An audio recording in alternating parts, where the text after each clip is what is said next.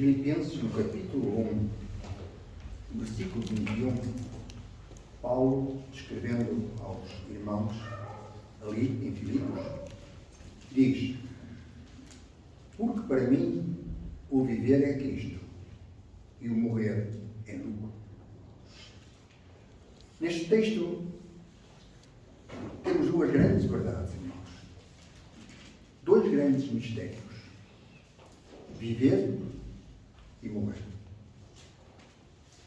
São os dois grandes mistérios. São: qual é o significado da vida? Quem compreende o significado da morte? Paulo tinha encontrado em Cristo tanto o segredo da vida como a luz para as sombras da morte. O texto em Filipenses é uma das mais profundas e significativas expressões usadas por Paulo. Recordemos, irmãos, uma vez mais, nunca é demais. Para mim o viver é Cristo e o morrer é lucro. Viver em pecado, como nós sabemos, é sinónimo de morte. E porquê? Porque Deus, sendo rico em misericórdia, pelo seu muito amor com que nos amou, estando nós ainda mortos em nossos delitos, nos vivificou juntamente com Cristo. Pela graça sois salvos. Estávamos mortos em nossos delitos, ou seja, o pecado estava em nós. E nós estávamos mortos por causa do pecado. Mas, irmãos, que significa termos a Cristo em nós? Significa que temos a verdadeira vida, a vida que vale a pena viver, porque quem crê no Filho tem a vida eterna. O que, porém, desobedece ao Filho não verá a vida, mas sobre ele permanece a ira de Deus. Então, irmãos, quem tem o Filho tem a vida, quem não tem o Filho de Deus não tem a vida. O crente, como nós sabemos, ressuscitou com Cristo. Fostes ressuscitados juntamente com Cristo. Buscai as coisas que são de cima, onde Cristo está, assentado à destra de Deus. Colossenses 3:1. E isto aconteceu a quando do nosso batismo. Quando um dia aceitámos Cristo em nossa vida, confessámos a Cristo como o Filho de Deus. E assim, para todos aqueles que confessaram a Cristo, para todos aqueles que um dia confessaram Jesus, como era para Paulo, também deve ser para nós. O viver em Cristo. A nossa vida deve ser vivida em Cristo. Cristo deve estar em nós. Esta é a promessa de Deus. E nós encontramos isto na palavra do Senhor. Portanto, temos que confiar que Cristo vive em nós. A nossa forma de vida deve ser um testemunho vivo da nossa vida em Cristo. Estamos em Cristo e Cristo está em nós. Logo devemos refletir Cristo através das nossas palavras e dos nossos atos. Não podemos esconder a Jesus. Não podemos fazer com que Jesus esteja em nós secretamente escondido. A luz de Cristo, a sua beleza, deve refletir-se em nosso rosto, como diz aquele hino que nós às vezes cantamos. Que a beleza de Cristo se veja em mim, toda a sua bondade e amor sem fim. Todo cristão, com toda a sinceridade, devia dizer abertamente, em qualquer lugar, aquilo que dizia Paulo: já estou crucificado com Cristo. E vivo, não mais eu, mas Cristo vive em mim. E a vida que agora vivo na carne, vivo-a na fé no Filho de Deus, o qual me amou e se entregou a si mesmo por mim. Agora, a vida do apóstolo Paulo era uma reprodução da vida de Cristo. E como mostrava ao mundo essa nova vida em Cristo? Como é que Paulo refletia, ou através do que Paulo refletia a Cristo em sua vida? Paulo revelava as mesmas virtudes do caráter do Mestre: amor, paciência, humildade, pureza, etc. Paulo tentava ao máximo imitar a Jesus e revelar a Cristo. Como? Através, realmente, destes atos para com os outros. Cada cristão também deve ser uma versão de Cristo. Cristo se derrama em nós para que sejamos como Ele. Só temos que deixar que Cristo atue em nossa vida. Quão imperfeita é a forma como por vezes interpretamos a Jesus. Muitas vezes distorcemos a imagem de Cristo que está em nós. Não nos esqueçamos, irmãos, que o mundo julga a Cristo por meio de nós. O mundo faz uma imagem de Jesus por meio de nós. O mundo pensa acerca de Cristo da forma como em nós o revelamos.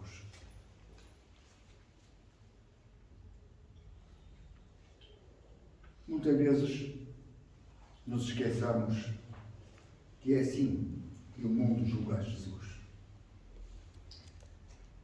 Por meio daquilo que dizemos, por meio daquilo que fazemos, por meio das nossas palavras e dos nossos atos, portanto. E, às vezes, nos nossos atos e nas nossas palavras, revelamos uma imagem imperfeita de quem é Jesus. Temos de ter cuidado.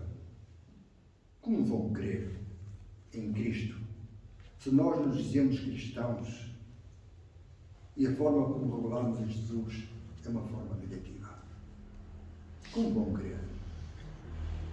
Jesus tem que se refletir em nossas palavras, em nossos atos, em toda a nossa forma de ser. Como é bonito e nobre a forma como Paulo representava a Jesus em sua vida. Ele se esforçava ao máximo por mostrar ao mundo, por mostrar àqueles que o rodeavam, por mostrar a todos a quantos ele visitava, as cidades que percorria para anunciar o Evangelho. Ele procurava mostrar Jesus em todos os seus atos, em todas as suas palavras. Quando Paulo teve o seu primeiro encontro com Cristo, com os crentes em Cristo, quando mudou a sua atitude de perseguidor para seguir o Mestre, uma das suas primeiras perguntas foi: Senhor, que queres que eu faça? Senhor, que queres que eu faça? Esta foi uma pergunta muito importante, irmãos, e que nós também devíamos muitas vezes perguntar a Jesus: Senhor, que queres que eu faça? Usa-me, Senhor,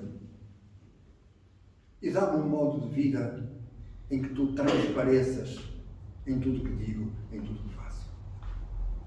E depois da pergunta feita por Paulo, ele continuamente, não podemos esquecer, ele continuamente se dedicou a servir a Cristo. Como? Como servia Paulo a Cristo? Não ocasionalmente, de vez em quando, como nós fazemos. Paulo serviu o Senhor intensamente, com todas as suas energias, com todas as suas capacidades, ao ponto de estar preparado, pronto para morrer pela causa do Evangelho, para morrer por Cristo. Como Paulo serviu a Jesus, serviu sem contar nunca com o que isso lhe poderia custar, com aquilo que ele poderia ter que sofrer. Sempre esteve disposto a isso, a sofrer. Serviu humildemente, sempre disposto ao sacrifício, e sempre se considerou como indigno da honra de ser apóstolo.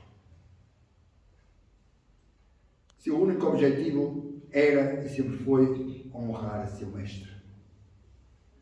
Paulo diz em Filipenses, já citámos aqui algumas das coisas, em Filipenses 1, 20 e 21 diz o seguinte: com toda a ousadia, Cristo será, tanto agora como sempre, engrandecido no meu corpo, seja pela vida, seja pela morte. Porque para mim, o viver é Cristo e o morrer é lucro. O viver é Cristo. O morrer era ganho. Era lucro. As cartas de Paulo estão cheias de referências à vinda do Senhor. Paulo aguardava a vinda do Mestre. Paulo aguardava a vinda de Cristo. Paulo esperava a sua aparição. Olha o que Paulo diz aos Tessalonicenses: mas a nossa pátria está nos céus, de onde também aguardamos um Salvador, o Senhor Jesus Cristo, que transformará o corpo da nossa humilhação para ser conforme o corpo da sua glória, segundo o seu eficaz poder, de até sujeitar a si todas as coisas. Paulo ansiava pela vinda do Mestre. Paulo ansiava pela vinda de Cristo.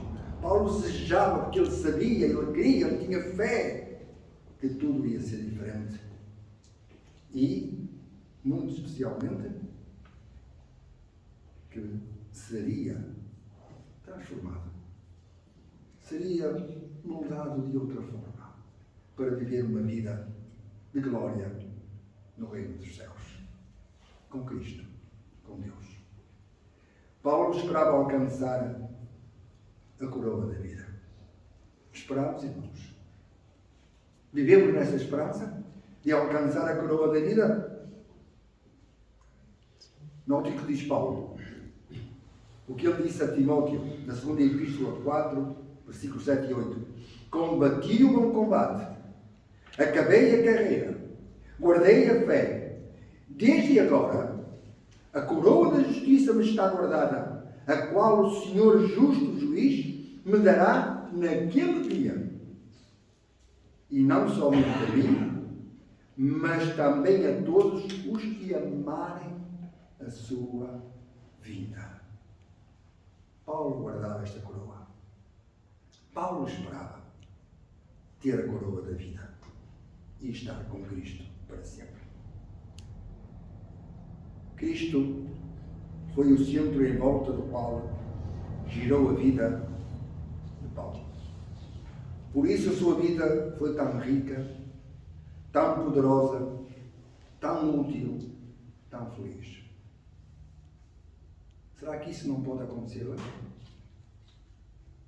Será que foi um privilégio só de Paulo? Foi só para ele? Era só para ele aquela forma de viver? A vida que ele tinha? As vitórias que ele teve? O que ele esperava era só para ele, irmão. E depois da sua permanência neste mundo, aconteceu como ele esperava. Ou duvidamos? Ele esperava estar com Cristo. Ele esperava estar com Cristo.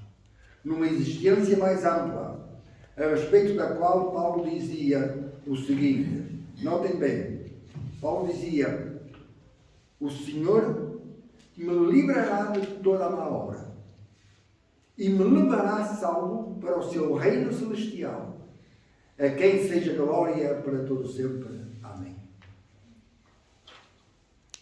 Paulo não duvidava. Paulo vivia nesta esperança.